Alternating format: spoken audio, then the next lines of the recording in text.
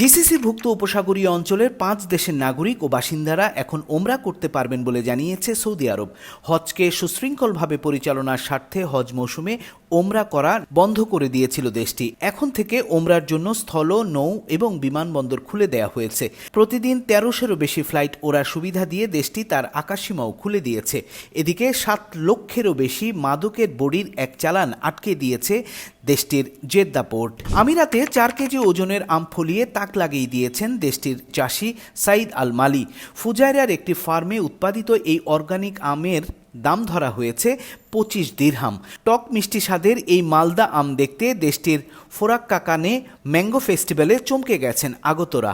আর big ticket লটারিতে 1,50,000 দিরহাম সমমূল্যের 45 লাখ টাকা জিতেছেন এক ভারতীয় প্রবাসী। আরব আমিরাতের আবহাওয়া দপ্তর জানিয়েছে সপ্তাহের শেষ দিকে দেশটিতে গরম ও আর্দ্রতা আরও বাড়বে।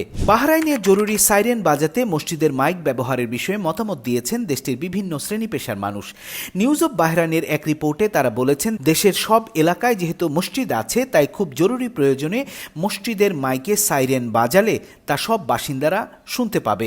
মধ্যপ্রাচ্যের সংঘাতময় পরিস্থিতিতে সাইরেন ও নিরাপত্তা জোরদার দেশগুলোর জন্য অন্যতম গুরুত্বপূর্ণ অগ্রাধিকার বিষয়ে পরিণত হয়েছে। এছাড়া সংঘাতের সময় বিদেশ থেকে নিজ দেশের নাগরিকদের ফিরিয়ে আনার বিষয়ে নতুন স্ট্যান্ডার্ড ও অগ্রাধিকার ঠিক করেছে বাহরাইন।